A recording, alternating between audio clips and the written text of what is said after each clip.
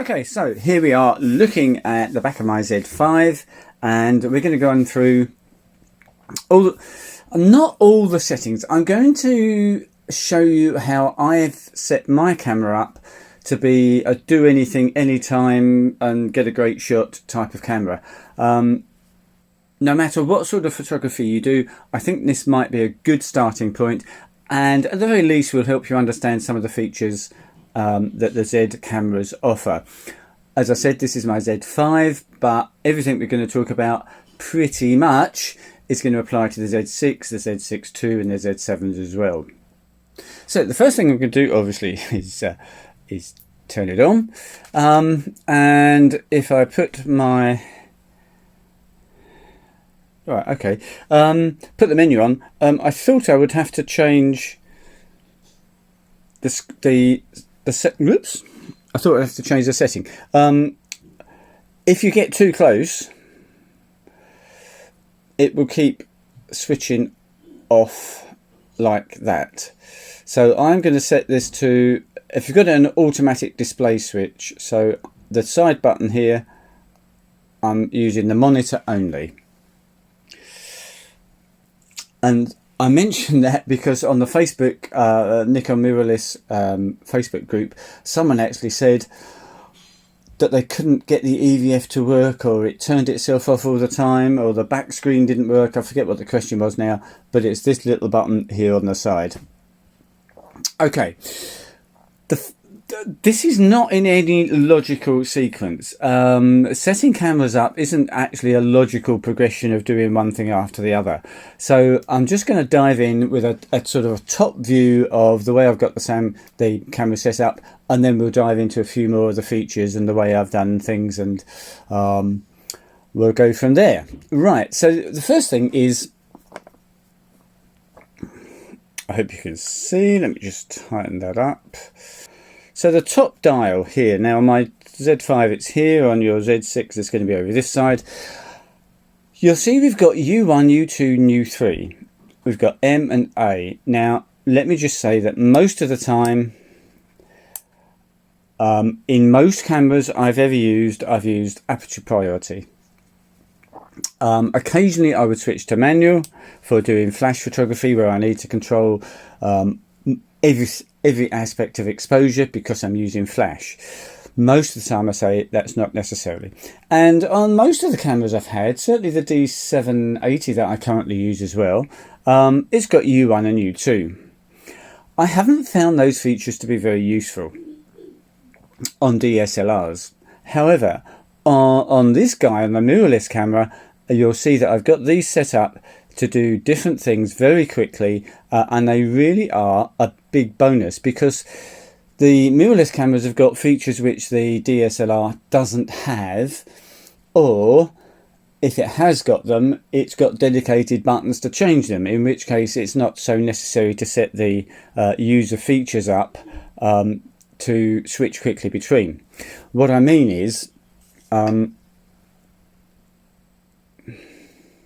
you've got the information button here, which I've never used on a DSLR, and some of the features can be set from here.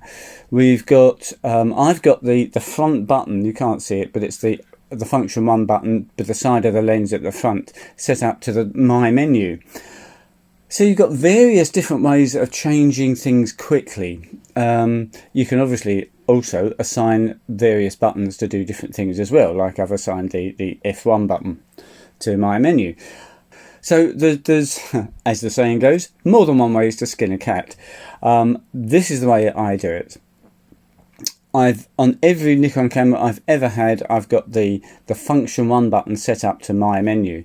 It just allows you quick access to the things that you use all the time. And yes, of course, if you use the I button, you've now got very similar sort of set of things. You are limited to whatever that is that 12? Whereas on My menu you're not limited, you can have any number of items in there. Whether it's easier to change things here, or whether it's easier to press the function 1 button and go to the thing you want to change, I don't know. And I don't think it really matters, because we're talking probably fractions of a second difference. I'm I'm used to using my menu rather than the I menu, so I tend to put the things I want to change in my menu.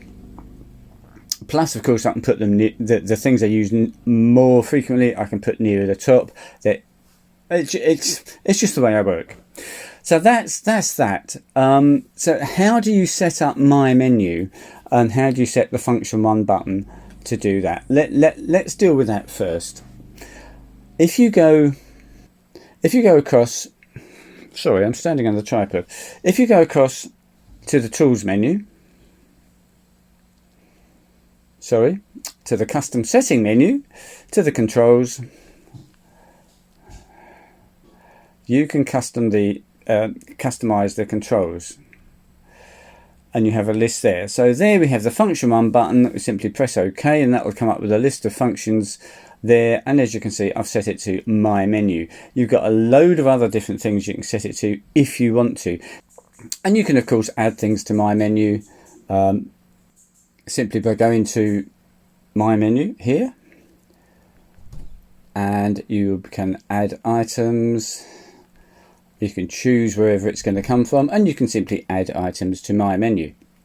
That's one thing that is really worth doing, because once you get to know the camera and you start to use the same things over and over again, it's so much quicker to do it that way rather than going into the actual menu.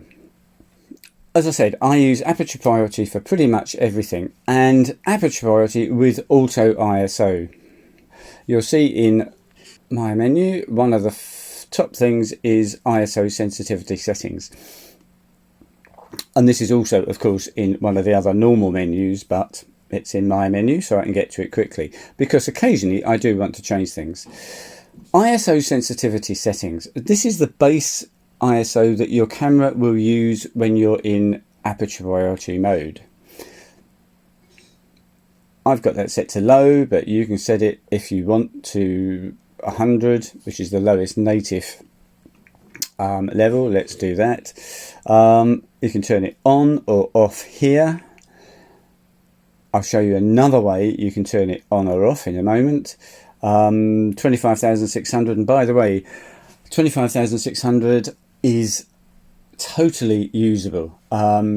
Photos coming out of the camera at 25,600, providing you've exposed them properly, and providing in post-processing you don't try and lift the shadows too much, providing the overall exposure is pretty close to where it needs to be, then that's fine. Minimum shutter speed. Now let me just talk about this quickly, because I've seen again some posts on Facebook group asking about getting sharp photos and this sort of thing. The minimum shutter speed, regardless, well, if you're photographing people or pets or anything like that, anything other than still life, architecture, etc., then the minimum shutter speed is not, as everyone says, determined by the focal length of the lens you're using. I'm sure you've seen something that says if you're using a 50mm lens, you can shoot down to a 50th of a second. Or if you've got image stabilization, as of course we have here, you can shoot down to kind of 4 or 5 stops lower than that. You can shoot down to a 1/10 of a second. Okay, you can. But if you're photographing people, people move. And whilst, even though they're standing still, they move. They wobble from side to side, their head turns a bit, they make different facial expressions. You cannot shoot at a 1/10 of a second and expect to get a sharp photo of a person.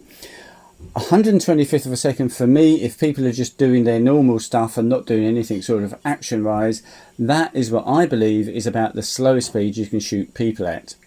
You can adjust that if you feel that that's something you want to do, and which is why it features in my menu, because occasionally I do want to change it and I want to be able to access it easily. Another thing that people seem to struggle with is focusing. What focusing mode should I use to do what? Let's do a quick recap of focusing. As you can see here, I've got the D9 set up for this for aperture priority. It's what I use most of the time. Now, one of the, not problems, but something I miss on the DSLR is on the front left of the lens, you've got a button, and if you press that button and move the back dial or the front dial, you will change the focusing method. That doesn't exist here. So on a mirrorless camera, we need to go into the I menu. So once we're in the AF area mode using the I menu, we can change that. We can use either the back or the front, doesn't matter, to change the area mode. If we go to auto area, we will get, if you've turned it on, we will get face detect. And if I just move this around, so I've got a face, as you can see, it instantly picks up the face and has eye detect. A confession, I don't use face detect very much, even though my life as a wedding photographer is about photographing people. I don't actually use that very much. As you saw when I first turned the camera on, my main, so I'm just going to take that off of the face. There we go. So I don't use face detect very often because it's confusing. I don't have that smaller box other than the full screen to discriminate between which faces the camera is going to choose. And even if I did, I'm not sure I would find that particularly useful. So often I find I'm photographing people from the very side, and I want to focus on the side of their face. Face detect and AF wouldn't be very helpful at that point. So I use D9. Now, if we go back to the I menu and we go to AF area mode, I use the front buttons. You'll see we've got wide area, we've got auto area, and we've got single point. So we've got no D9. We haven't got a dynamic focus point like we have on the DSLR. And this is weird. However, if you go back to the I menu and actually press OK with the AF area mode highlighted, you will find you've got dynamic area in there, but you haven't got it if you just use the dials. It's still got some quirks. It's really strange, but there we go. We've now got D9. Well, we would have if I'd have pressed the button. Sorry. So dynamic area, right, we've now got a D9. So we've got a small focus point surrounded by 9 other points to try and keep focus on whatever it is the single point in the middle is focused on. This is great for tracking people, brides walking up the aisles, confetti shots, all sorts of the kind of action shots. Now, obviously, it doesn't track. You choose the point, and that is where your composition ends up. So it's not dynamic in that it moves around. If you want that, what I've done is I've got my function 2 button on the front of the camera, again, around there, set up. So if it's picking up faces that you don't want, you've got the option of pressing the OK button. That will get you the center tracking box.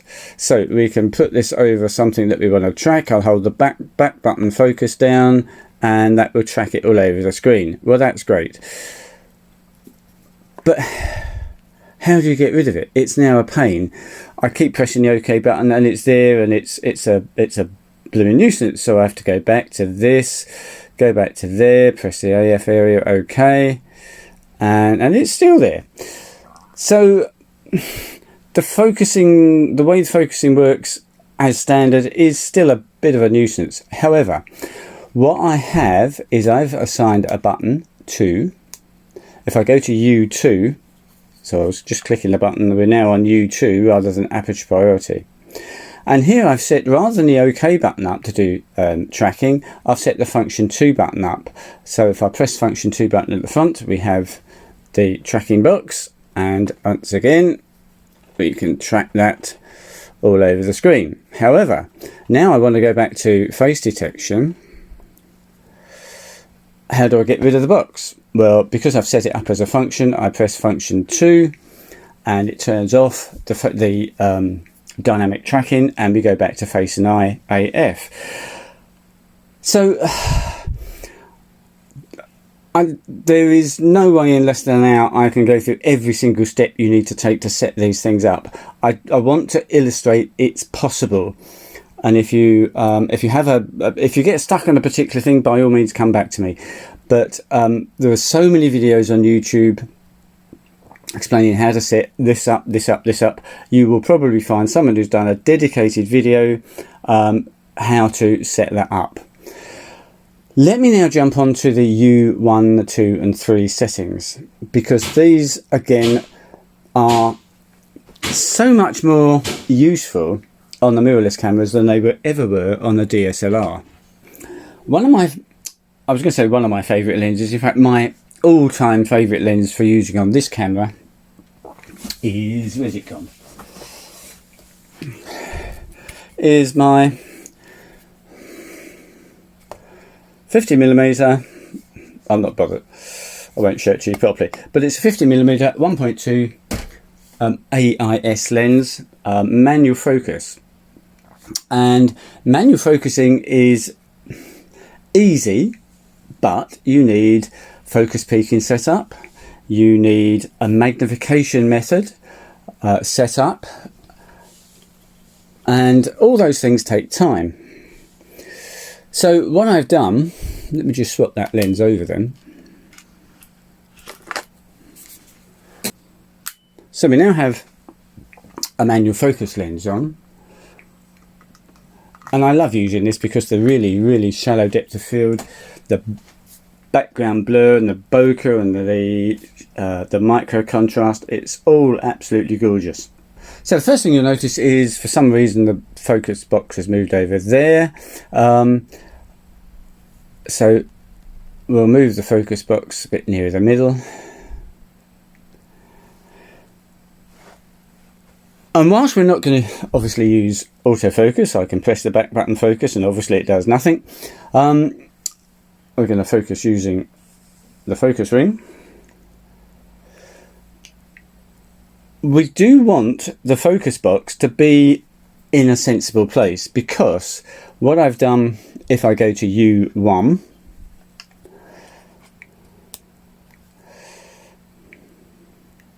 which I've set up specifically for doing manual focusing and using this lens, it's a bit dark, let's get it a bit brighter.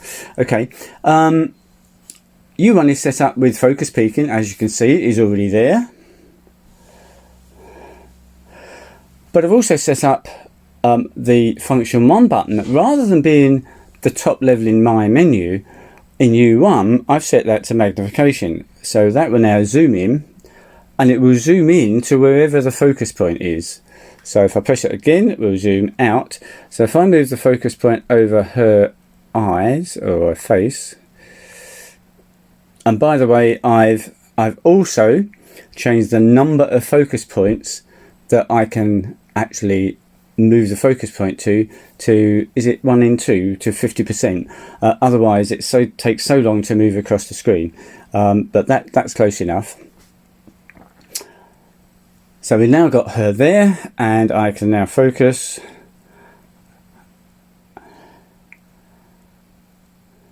And the focus peaking isn't really showing up on this, but it's there. I press F1 again and we zoom back out and I can take the shot.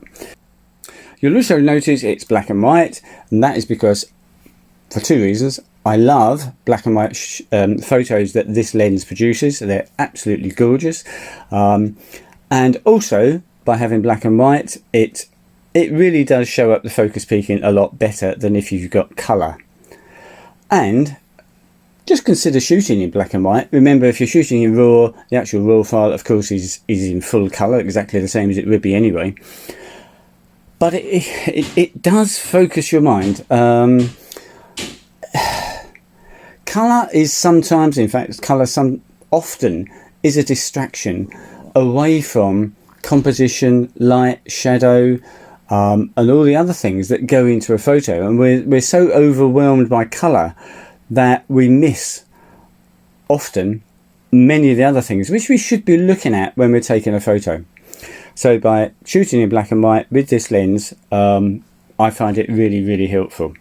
So that's using that lens. And if I go to my other lady, again, put the focus box over her face, zoom in, focus, there we see focus peaking coming up, and I can take that shot and we have a lovely photo. Right, so that's just for the manual focus, for the manual lenses. U2, which I've just gone to, let me change that lens back, is for face detection. So if I'm at a wedding and I decide, yes, I want face detection, then I have face detection there, instantly just pops up and focus, shoot, I've got a shot. If I've got 3 or 4 people and I'm struggling, or they're all side on, or they're in very, very dark shadow, or they're sometimes like they're in a car and I want to focus through the windscreen, and it just simply will not do it, I can try going to U3, because U3 instantly changes me back to D9 focusing. In this case, I can move my focus point about, I can focus, and I can shoot using D9.